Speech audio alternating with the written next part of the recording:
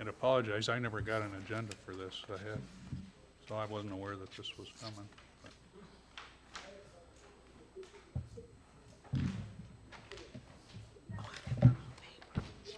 We can call it to order, Madam Clerk. Mayor Miller, Here. Alderperson Clem will be marked absent at the moment. Monroe and Simmons are also absent. Parker, Here. Stacy, Shadle, Here. Sanders, Here. and Sellers. Here.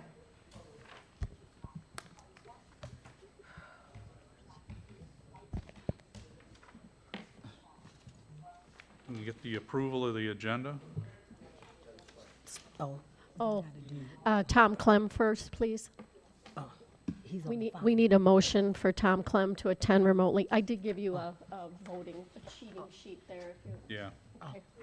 So move. Second. All in favor? Aye. I'm sorry, we need a roll call because he's remote. Okay to go ahead with that? Shadle, Aye.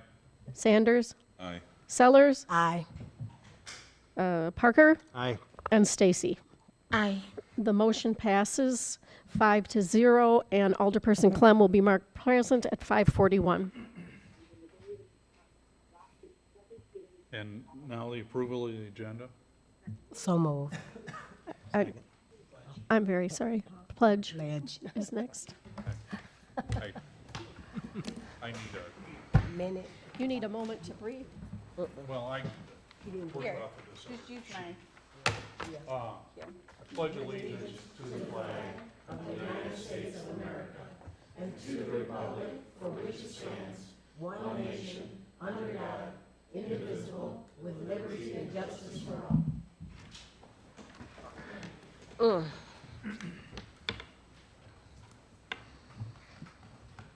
Are we doing? and now, the approval of the agenda. So move. Oh, he's got one. I gave him. Oh, yeah. Thank you. You need it? We need a second.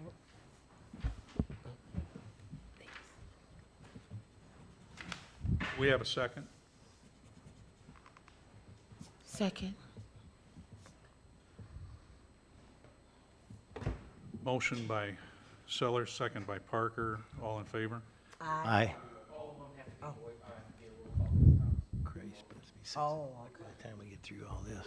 Shadle, Aye. Sanders, Aye. Sellers, Aye. Clem, Parker, Aye. and Stacy. Aye. The motion passes 6-0.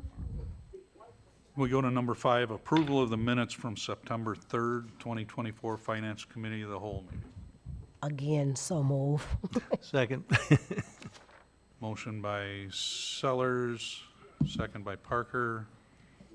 We could take the roll. Shadle, Aye. Sanders, Aye. Sellers, Aye. Clem, Parker, Aye. and Stacy. Aye. The motion passes 6-0. Discussion of the following general fund budgets, Manager Boyer, and Director Richter. Public comment. Oh, public comments, Yep. I'm sorry. That's all right. And we've got One. Bernie. Yep.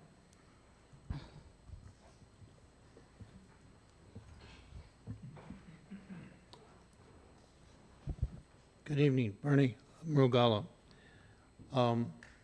This is a book that I kind of abide by. It's not GAAP, but this is our accounting manuals as of 2024. And I would like to see us accommodate most of these requirements. Some of them are going to need to be adopted in the very, very near future. Anyway, I don't see a lot of difficulty with the way the budget is currently structured, but I'd like to see it structured a little bit differently. And in defense of the finance department, I'm being a critic here, and it's a lot easier being that than doing that job. So I have to state that you have a tough job. My suggestions are we'll create additional journals, and some will be recurring and others will not.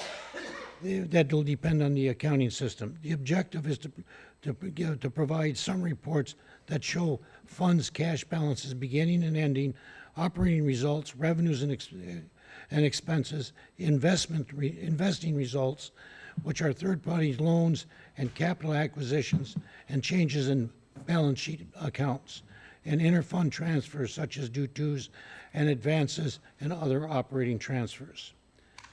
Some of the departments here in your budget are not at 100%, and that's because we move costs to other funds and charge them there. That's okay, but I think that should be done with operating transfers, not just direct lines. I think we need to start budgeting paid time off. We need to be looking at direct labor and indirect labor on our budget so that we can better allocate how much time is needed to get the job done. If people are on vacation, it's going to be covered. Is that going to run us over?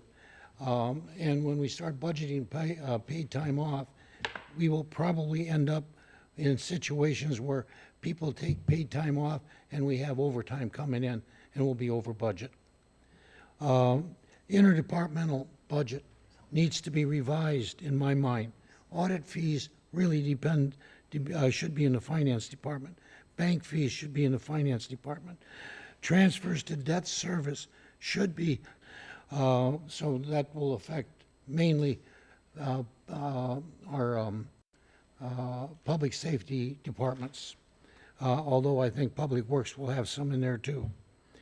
Other transfers that create reserves and grants for revenue should really come from general revenues department as operating transfers out, or using a negative revenue account. Group insurance and employee benefits, I think Your that time should has be exceeded, identified Mr. Magala. and distributed a little bit more unique than. Your than it 3-minute is. limit is up. I thought it was going to be 5 minutes now, but that's okay. Thank you. You're short on time tonight, so thanks much. All right, item 7, discussion of the following general fund budgets, Manager Boyer and Director Richter.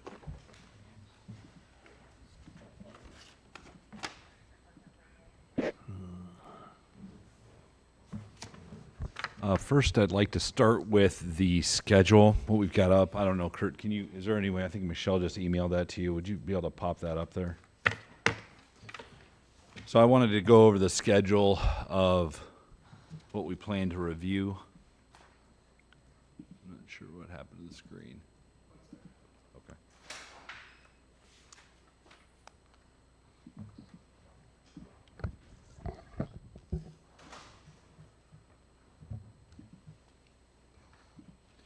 I appreciate your patience while we get some of this technical glitches.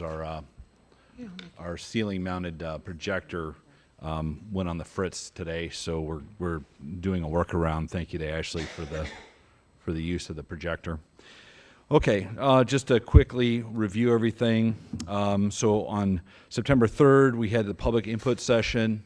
By the way, Bernie, that was the 5-minute time. Okay, and we will have another opportunity halfway through. Okay.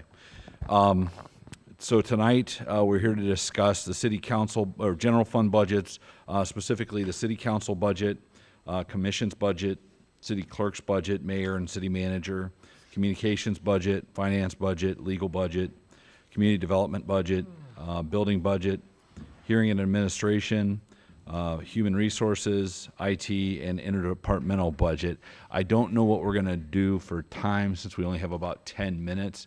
What would council's guidance be on that? Do you want me to just go at the reasonable speed and then we'll just pick it up after the committee of the whole, or would you like to just keep going and then once we're done, go to the committee of the whole? Nope. At 6 o'clock, committee of the whole. Okay. Well, okay, that's fine. So on September 16th, we have additional, and that's the next meeting we've got starting at 5, and we'll be going over police, drug forfeiture fund, fire public safety, fire improvement, TIF, projects fund, and downtown loan budget. So that's a little preview of next week. All right, with that, I'd like to go ahead and start with city council budget. If you could pull that up.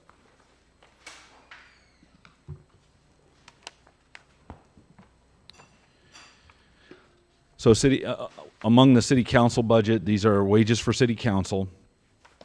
So those, you can see those numbers on the far right, and then all the various withholdings.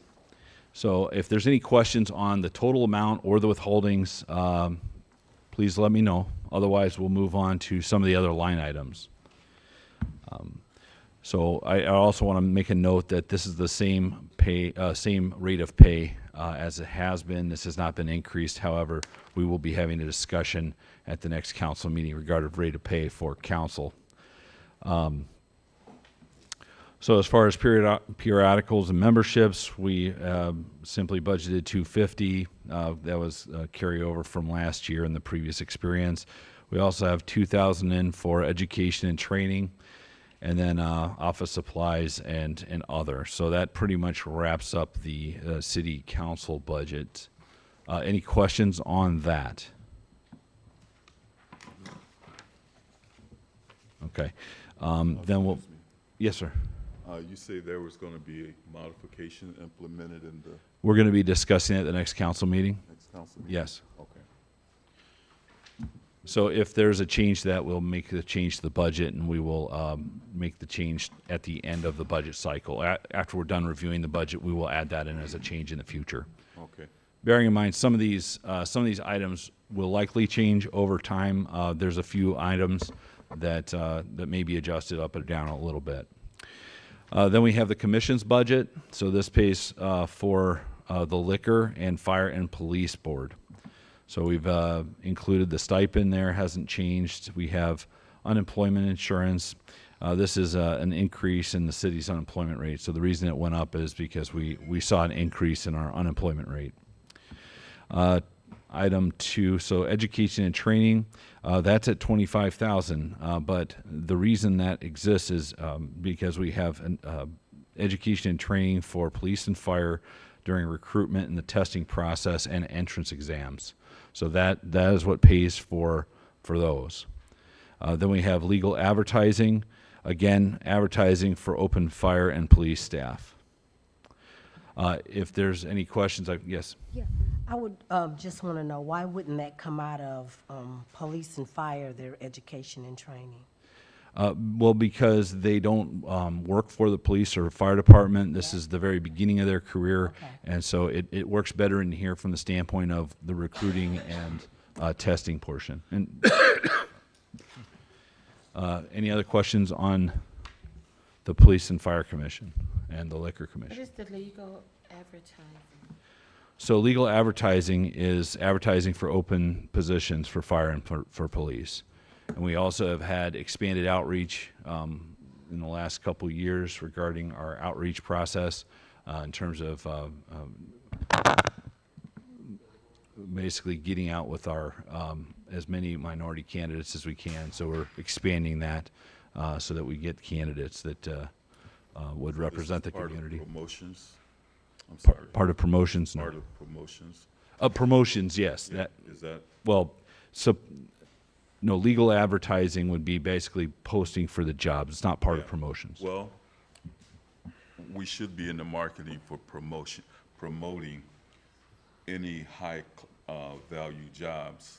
Yes, okay, Draw that, attention. as you describe it, yes, that's what this does. Okay, and does that help cover those types of costs? Yes, it does. So are we active in administrating those types of activities so we can get this before us? Well, what we do in this process is when we post an advertisement for a police or fire job, we have a very comprehensive list of organizations that we publish this with, Okay. with a focus, and we are also engaged as much as possible in terms of publications and areas where we would get more candidates, more minority candidates. Okay, So, okay. all right. All right, if there's no other questions on that, I'd like to move to city clerk. Yes, Oh, Debbie. that's not why I'm raising my hand. Could you please speak into the microphone? We do have one council member, and if you'd pull yours down, we do have one council member attending remotely, but the meetings are also recorded, and that just helps the public hear better. Thanks. Sorry about that. Thank you, Debbie. Moving on to city clerk. I'm just going to hit some of the highlights. So it's been requested to add a part-time clerk, so we have included one half-time staff increase. So you'll note that increase on line item 5,000. And then as far as item number 2, a possible increase to be discussed at the next meeting. As I mentioned before, we were looking at an increase to potential elected position stipends. Then we have pretty standard withholding, Social Security, Medicare, health insurance, life insurance, and unemployment. So moving down to books and periodicals, these haven't really changed. Although the education and training, we do W attends continuing education at the clerks conference, and there's multiple different ones of those, so different ones to choose from. So that's how she keeps her skills up to speed. We've also got other technical services, and that includes increases to the Electoral Board of Transcription. That was at Dovey's request that we need to be budgeting for this for future elections. And then we'll skip down to 6710 supplies office. There was a slight decrease on office supplies. And then on machinery and equipment, there was an increase for a file, or chair, a file cabinet. So that accounts for that small increase. Are there any questions on the city clerk budget? Yes, sir. So on line item 6605, the publication expenses, it appears we've raised it 1,000 in 2023, but yet we continue to spend about the same amount. Why don't we just go ahead and set that back to like 1,700 without having 1,400 extra in there? Would you like to answer that, Debbie? Do you want to take that, or do you want me to? You can if you I'm not sure why, but included in this budget is the annual treasurer's report published in the Journal Standard. And Michelle, what does that run, like 1,400 itself, 1,500? It might, Yes. it might be that whole amount is the Journal Standard that we're required to post once a year. That's a full page. And that takes up that whole 1,500. So the remaining is if ordinances that are passed that need to be published. So that's kind of the rest of it's unknown. So on that note, is it required that it be just in a newspaper, or is it required that why don't we use Village Voices, which might be less expensive? Go ahead. The state statute does say it has to be a local newspaper, and we have always used Freeport. If we could use Village Voices, I guess we definitely should look into it. I totally agree. I don't know. I guess I can't see why we can't. Yeah. Off the top of my head, and I think it's worth looking into.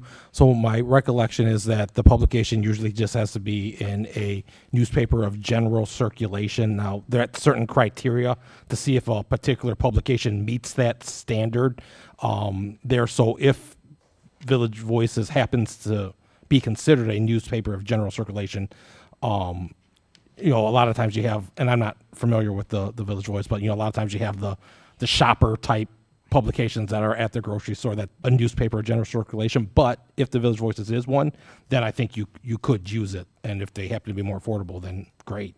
But I think that's just a phone call to them to see, hey, do you constitute a newspaper of general circulation within the city of Freeport? Do have a P. Yes. If I might, just a PS. The Illinois Municipal League has been actively working on trying to take this type of regulation off of cities because of how burdensome the cost is to run that. they started up a website where we post these types of things. That's like a general website that people can use and look at. And we started doing that, so I thought IML's purpose is to try and get this website used so that this requirement can be taken away someday. We don't have any control of that, but we're trying. With that, it is 6 o'clock. Yeah, that takes care of the city clerk person. Oh, there in the morning. Do we need a motion to temporarily postpone this So move. for the meeting? So it's up, right, so if the council wants to recess this to after the conclusion of the committee of the whole meeting, then a motion to recess should be made. And if we don't? So move. Second. Motion by Seller, second by Parker to suspend the meeting till after the committee of the whole. Madam Clerk? Shadle? Aye. Sanders? Aye. Sellers? Aye. Clem? Monroe? Aye. Parker? Aye. And Stacy. No? The motion passes 6-1. And Chair, IT needs about 5 minutes to switch over, so give a good moment for recess.